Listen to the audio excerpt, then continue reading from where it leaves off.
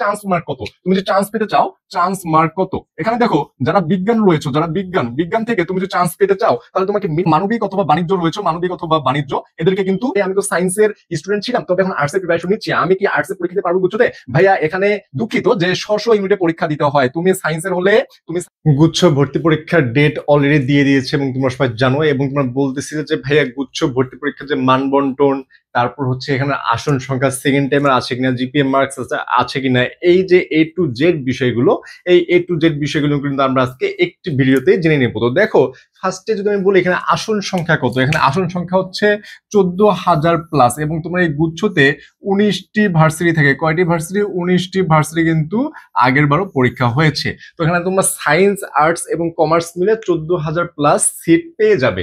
এবং এখানে second timer রয়েছে, যারা সেকেন্ড টাইমার রয়েছে তাদের জন্য সুসংবাদ হচ্ছে এখানে তোমরা সেকেন্ড টাইমার পরীক্ষা দিতে পারবে, এবং এখানে তুমি কম জিপিএ তে পরীক্ষার অ্যাপ্লাই করতে পারবে। আরো একটা সুখবর হচ্ছে তোমাদের এইচএসসি যেহেতু রেজাল্টে মোটামুটি একটা ধস নেমেছে, তাই না, যে রেজাল্ট মোটামুটি সবারই খারাপ, প্লাসের সংখ্যাও কম। তো দেখো এখানে কিন্তু জিপিএ তে কোনো মার্কস নাই, জিপিএ তে কোনো মার্কস নাই, অর্থাৎ তোমরা যার জিপিএ যেরকমই হোক তোমরা কিন্তু পরীক্ষা দিতে পারবে যদি তোমাদের এই অ্যাবিলিটিটুকু থাকে। তো দেখো তোমাদের এখন ফার্স্টে দেখি যে কেন্দ্র কোথায়, তোমরা নিজ নিজ বিভাগীয় শহরেই কিন্তু গুচ্ছ পরীক্ষাটা দিতে পারবে। তবে তোমরা যখন অ্যাপ্লাই করবে তখন যে কোনো একটা কেন্দ্র সিলেক্ট করে অ্যাপ্লাইটা করতে হবে। এরপর হচ্ছে ভর্তির যোগ্যতা, তোমার এসএসসি 2021-22 অথবা 23 তিনটি সালের যে কোনো একটি সাল, এসএসসি 2022, 21 অথবা 23, এবং এইচএসসি 2024 অথবা 25 হতে হবে। মানে সেকেন্ড টাইমাররা তো এখানে পরীক্ষা দিতে পারবে, যেমন 24 অথবা 25 যারা ইমপ্রুভমেন্ট দিয়েছো তারাও কিন্তু এখানে পরীক্ষা দিতে পারবে, কোনো রকমের প্রবলেম নাই। এরপর হচ্ছে যে বিজ্ঞান হচ্ছে এখানে এই ইউনিটে তুমি যদি পরীক্ষা দিতে চাও তাহলে তোমার এসএসসি এবং এইচএসসি তে ন্যূনতম 3.50 করে 7.50 লাগবে।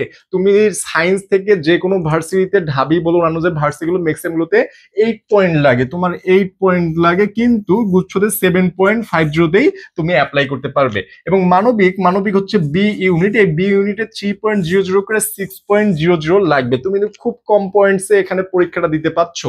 এবং বাণিজ্য যারা রয়েছে সি ইউনিট, এই সি ইউনিট 3.00 করে 6.50 লাগবে। এবং তোমাদের এখানে যে প্রশ্নের সবচেয়ে বেশি আসে যে ভাই আমি তো সায়েন্সের স্টুডেন্ট ছিলাম, তবে এখন আর্টসের প্রিপারেশন নিচ্ছি, আমি কি আর্টসে পরীক্ষা দিতে পারবো গুচ্ছতে? ভাইয়া এখানে দুঃখিত যে 600 ইউনিটে পরীক্ষা দিতে হয়, তুমি সায়েন্সের হলে তুমি সায়েন্সেই পরীক্ষা দিতে হবে, আর্টসে বা কমার্স দিতে পারবে না, বা তুমি আর্টসের স্টুডেন্ট হয়ে কমার্সে পরীক্ষা দিতে পারবে না, বা কমার্স স্টুডেন্ট হয়ে আর্টসে পরীক্ষা দিতে পারবে না। তবে হ্যাঁ, তুমি পরীক্ষা দিয়ে 600 ইউনিটে যখন চান্স পাবে, সেই চান্স পাবে সাবজেক্ট তুমি অন্য ডিপার্টমেন্টে নিতে পারবে। ধরো তুমি সায়েন্সের হয়ে তোমার যদি র্যাঙ্ক ভালো থাকে তুমি আর্টসের যে কোনো ডিমান্ডেবল সাবজেক্ট তুমি নিতে পারবে, এরকম আর কি ব্যাপারটা। তবে তুমি বিভাগ পরিবর্তন করে পরীক্ষা দিতে পারবে না। এখন একটু তারিখটা দেখে নেই, যদি তোমরা জানো সি ইউনিটের দ্বারা পরীক্ষা শুরু হবে 27 March, C unit 27 March 2026, C unit 27 March, এবং বি ইউনিট 3 এপ্রিল 2026, এবং এ ইউনিট 10 এপ্রিল 2026। এখানে যদি একটু বলি যে তোমাদের যেমন একটা অক্টোবর শেষ, তাই না, অক্টোবর, নভেম্বর থাকবে, ডিসেম্বর থাকবে, নভেম্বর, ডিসেম্বর, জানুয়ারি, ফেব্রুয়ারি, মার্চ। তো দেখো মোটামুটি তোমরা 5টা মাস পেয়ে যাচ্ছ। এই 5 মাসেও যদি তোমরা গুচ্ছ প্রিপারেশন ভালোভাবে নিতে না পারো তাহলে কিন্তু ব্যর্থতা তোমাদের। তোমরা যদি বলো হ্যাঁ ঢাবির প্রিপারেশনের টাইম কম পেয়েছি, ঢাবির প্রিপারেশন হয়নি, এটা মেনে নেওয়া যায়, মেডিকেল এখানেও টাইম কম পেয়েছি, হ্যাঁ এটাও মেনে নেওয়া যায়। তবে গুচ্ছতে যদি কেউ বলো যে ভাইয়া টাইম কম পেয়েছি, এটা মেনে নেওয়া যায় না ভাইয়া, কারণ তুমি এখনো 5টা মাস টাইম পেয়ে যাচ্ছ। তো এই 5টা মাস ভালো করে কিন্তু পড়াশোনা করতে হবে। এখন যে আমরা মান বন্টন দেখি, যে মান বন্টন তুমি গুচ্ছ যে ইউনিটে হোক তোমার জাস্ট 100টা এমসিকিউ থাকবে, এবং 1 ঘন্টাতেই তোমাকে 100টা এমসিকিউ দাগাতে হবে, ঠিক আছে। এখন দেখো নেগেটিভ মার্কস এখানে রয়েছে, নেগেটিভ মার্কস হচ্ছে 0.25, অর্থাৎ তুমি যে 4টা ভুল করো, 4টা ভুল করলে তোমার 1 মার্ক কাটা যাবে। এবং পাস, তুমি যদি 30-এ পাস করো, জাস্ট 30 মার্ক পেলেই তুমি পাস করবে, এবং যে কোনো ভার্সিটিতে তুমি অ্যাপ্লাই করতে পারবে, তবে 30 পেলে কিন্তু চান্স হয় না, ঠিক আছে। এরপরে ক্যালকুলেটর নট অ্যালাউ, তুমি এখানে ক্যালকুলেটর ইউজ করতে পারবে না। এবং তোমার শর্ট সিলেবাস নাকি ফুল সিলেবাস, এই প্রশ্ন সবচেয়ে বেশি, ভাই এখানে শর্ট সিলেবাসেই পরীক্ষা হয়, ফুল সিলেবাস থেকে সর্বোচ্চ 1টা বা 2টা কোশ্চেন থাকে, তবে শর্ট সিলেবাস থেকে 90% কোশ্চেন চলে আসে, ঠিক আছে। এখন বিজ্ঞানের যদি দেখি মানবন্টন, যে ফিজিক্স থেকে 25, কেমিস্ট্রি থেকে 25, ম্যাথ থেকে 25, বায়োলজি থেকে 25, ঠিক আছে।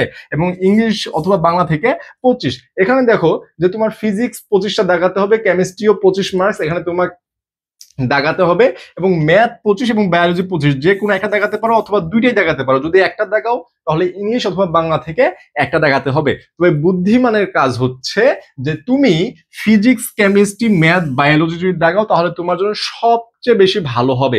কারণ তুমি যদি ম্যাথ দাগাও, বায়োলজি না দাগাও, তখন তুমি বায়োলজি রিলেটেড কোনো সাবজেক্ট পাবা না, বা তুমি বায়োলজি দাগিয়েছো ম্যাথ দাগাও নাই, ম্যাথ রিলেটেড কোনো সাবজেক্ট পাবা না সায়েন্সের স্টুডেন্টরা। এই জন্য তোমার ভালো হয় যে তুমি ম্যাথ, কেমিস্ট্রি, ফিজিক্স, বায়োলজি চারটা তুমি যদি দাগাও তখন তুমি যে কোনো সাবজেক্ট তুমি নিতে পারবে, ঠিক আছে। অথবা তোমার যদি এখানে ম্যাথে প্রবলেম থাকে তাহলে তুমি ইংলিশ অথবা বাংলা যে কোনো একটা তুমি এখানে দাগাতে পারো। এবং মানবিকের হচ্ছে যে বাংলা 35টা থাকবে, ইংলিশ 35 এবং জিকে 30। তোমার এখানে বাংলা, ইংলিশ, জিকে কিন্তু খুবই ইফেক্টিভ, কারণ মানবিকের সাবজেক্টই হচ্ছে এইগুলো, এবং মানবিকের সবচেয়ে ডিমান্ডেবল সাবজেক্ট ধরা হয় তাহলে এখানে আসে ল।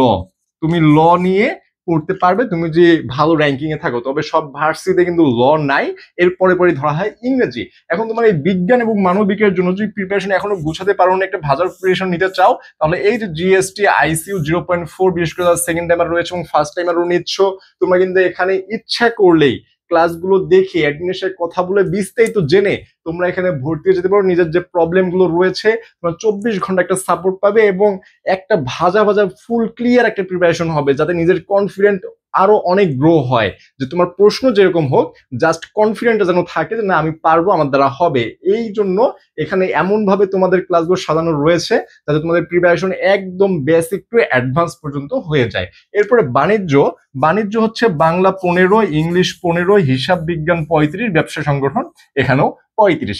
এখন তোমাদের আর একটু কথা বলি, সেটা হচ্ছে চান্স মার্ক কত। তুমি যে চান্স পেতে চাও, চান্স মার্ক কত। এখানে দেখো যারা বিজ্ঞান রয়েছে, যারা বিজ্ঞান থেকে তুমি যদি চান্স পেতে চাও তাহলে তোমাকে মিনিমাম 50 প্লাস পেতে হবে। কত প্লাস? 50 প্লাস তোমাকে মার্কস পেতে হবে। এটা প্রশ্নের উপর নির্ভর করে। কোশ্চেন যদি হার্ড হয় তাহলে কাট মার্ক কমে আসে, আর যদি কোশ্চেন ইজি হয় কাট মার্ক বেড়ে যায়। তবে আমরা যদি গড় হিসাব দেখি তাহলে তোমাকে 50 প্লাস পেতে হবে। এবং যারা মানবিক অথবা বাণিজ্য রয়েছে, মানবিক অথবা বাণিজ্য, এদেরকে কিন্তু 55 প্লাসের মতো পেতে হয়, ঠিক আছে। তাহলে তোমার একটা সেফ জোনে তুমি থাকতে পারবা যে আমার চান্স হবে। এবং তোমরা যদি আমাদের সাথে ক্লাসগুলো করতে চাও, আমাদের এই যে হোয়াটসঅ্যাপ নাম্বার রয়েছে 017208282, এই নাম্বারে কিন্তু হোয়াটসঅ্যাপে নক করে অথবা ডিরেক্ট কল করে তোমরা আমাদের সাথে কথা বলে তোমাদের যে কোনো প্রবলেম আমাদের সাথে শেয়ার করতে পারো, অথবা তোমরা যদি চাও আমাদের সাথে ক্লাসগুলো করতে পারো। শুধু যে ভর্তি হতে চাইলেই এখানে কল করা যাবে এরকমটা না, তোমাদের যে কোনো ইনফরমেশন জানার থাকলেও আমাদের এখানে কল করতে পারো। তো তোমাদের চান্স মার্ক হচ্ছে এরকম যে বিজ্ঞান 50 প্লাস পেলে ইনশাল্লাহ তোমরা চান্স হওয়ার একটা সুযোগ থাকবে, এবং মানবিক অথবা বাণিজ্য তোমার 55 প্লাস পেলেই আশা করি যে তোমরা একটা সিট পেয়ে যাবে, কারণ গুচ্ছে 19টা ভার্সিটি রয়েছে। এবং এখানে আরেকটা ইম্পর্টেন্ট বিষয় বলে দেই যে তোমাদের এবার নেতৃত্ব দিচ্ছে ইসলামী বিশ্ববিদ্যালয়। তাই তোমরা যারা গুচ্ছ প্রিপারেশন নিবা, এই ইসলামী বিশ্ববিদ্যালয়ের যে কোশ্চেন ব্যাংক রয়েছে বিগত সালের যখন কোশ্চেন গুলো করেছিল সেই অনুযায়ী কিন্তু তোমাদেরকে একটু হলে প্রিপারেশন নিতে হবে, এই কোশ্চেনগুলো একটু হলেও দেখতে হবে। কারণ যে নেতৃত্ব দিবে তার মতো করে কিন্তু কোশ্চেনটা করার ট্রাই করবে, ঠিক আছে। তো এই জন্য এদের যে কোশ্চেন প্যাটার্ন এটা তোমাদেরকে একটু করে হলেও জানতে হবে, একটু ধারণা থাকতে হবে, তাহলে তোমরা গুচ্ছের এই যে প্রিপারেশন এটা A to Z একটা ভালোভাবে প্রিপারেশন হয়ে যাবে। তো এই হচ্ছে তোমাদের গুচ্ছর আপডেট, এবং এর মধ্যে কোনো রকম যে পরিবর্তন আসে সেটা অবশ্যই তোমাদেরকে জানিয়ে দেওয়া হবে, যদিও এখনো কোনো অফিসিয়াল আপডেট আসেনি। এবং তোমাদের এখানে পরিবর্তন আসলে জিপিএ তে পরিবর্তন আসতে পারে, জিপিএ ছাড়া কোনো বিষয়ে আশা করি আর পরিবর্তন আসবে না। যেহেতু তোমাদের রেজাল্ট খারাপ হয়েছে, জিপিএটাই পরিবর্তনশীল হতে পারে, তাছাড়া যে কোনো বিষয়ে পরিবর্তন করবে এরকমটা এখানে হওয়ার সম্ভাবনা নাই বললেই চলে। তো এই পর্যন্তই, এবং তোমরা এখনো যারা ভিডিওটি দেখতেছো নতুন আছো চ্যানেলে, তারা অবশ্যই সাবস্ক্রাইব করে দিবে এবং ফেসবুকে ফলো করে দিবে, এবং হোয়াটসঅ্যাপে কারো যদি সমস্যা থাকে সেটা আমাদের সাথে শেয়ার করতে পারো। আজ এই পর্যন্তই, আসসালামু আলাইকুম, ধন্যবাদ, এবং সবার জন্য শুভকামনা। পড়াশোনাটা ঠিক মতো করো, নিজের স্বপ্নটা পূরণ করো।